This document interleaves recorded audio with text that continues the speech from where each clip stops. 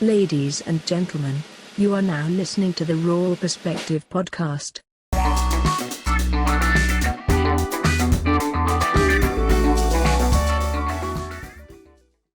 All right, so we got the presidential debates coming up. The first debate is September 29th. Yep. What are you looking forward to? I'm actually looking forward to the vice presidential debates. Oh, yeah? I think the presidential debates, I think Biden's too incoherent to make it worthwhile. I think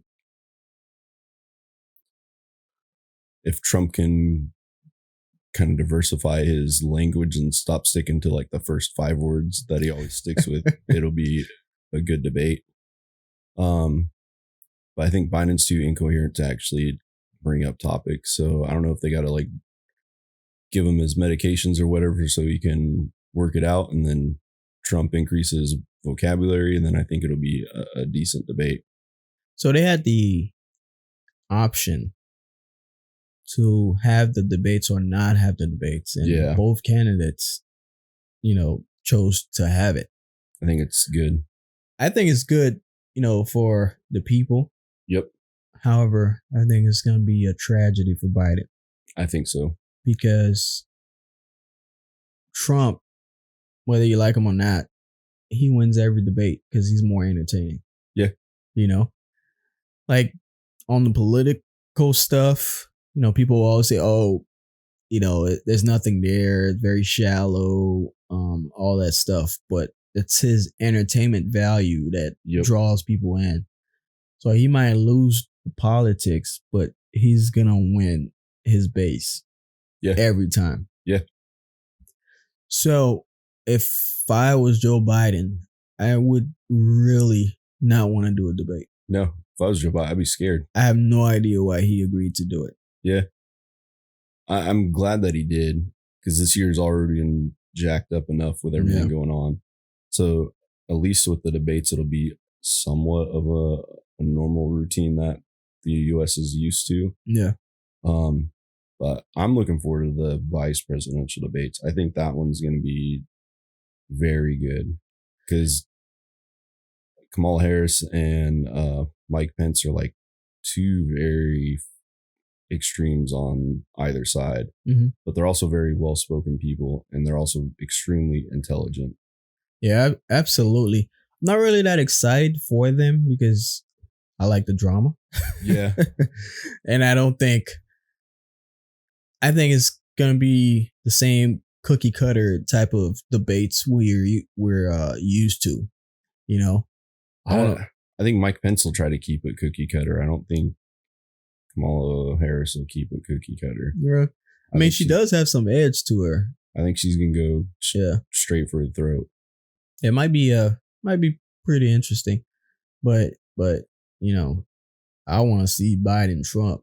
That's what you need popcorn for. Yeah. Yeah.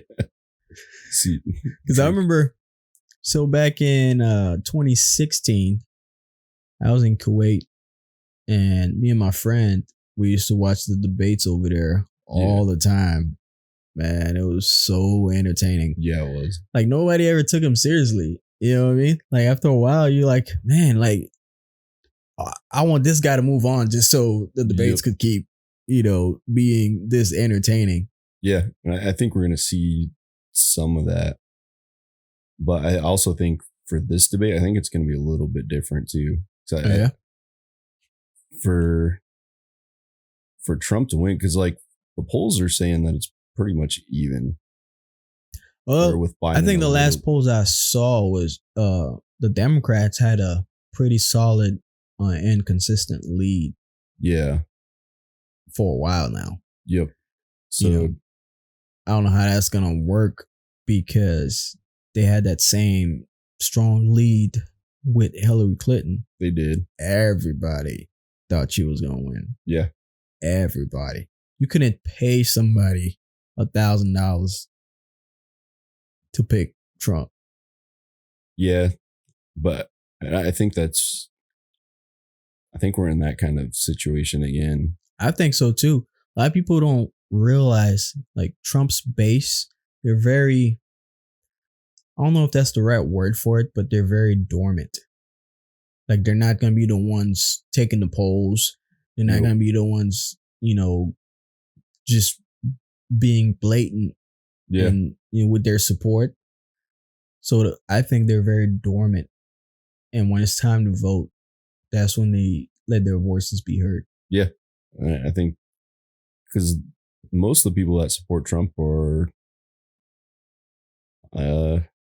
I guess you'd say your average American, like your middle of the road income family is like average what majority of people are, and majority aren't going to really pick sides. And I think a lot of them aren't going to even know who they're voting for until all the debates are gone in the very last minute. And they're like, well, today's voting day. Let's write down a name. Yep. And I think the debates are really going to pick who's going to be the president. So yeah, I think so too. As of now, I would put Biden I'd put him ahead slightly. Yeah. But with the debates, I think Trump's going to steal the show. Yeah, I think it's completely from him. If I would have put a percentage, I think it's probably like 47 Trump and 53 Biden right now. But yeah, pretty close. Because Trump is good. Well, I would say phenomenal off script. Oh, yeah. Biden is horrible off script. Yeah. Like, watch all the stuff that you see on Biden when he's off script. It's just incoherent mumbling for 5 minutes, and you have no clue what he just said. I don't think he has any clue on what he just said. I think it's a case where he had a stutter problem as a kid, I believe. Huh. So basically, from my understanding, when you have a stuttering problem, your mind is going so much faster than the average person that your body does not have time to react or understand how to express it. Okay. So you're thinking so much, faster ahead. Yeah. And your mouth is trying to catch up, and it doesn't know. It's like frozen. Like it doesn't really understand what to do. So you gotta slow your mind way down. Yep. So your mouth. Yeah. So he obviously doesn't have a stuttering problem anymore. I mean, I found that out during the DNC a couple weeks ago.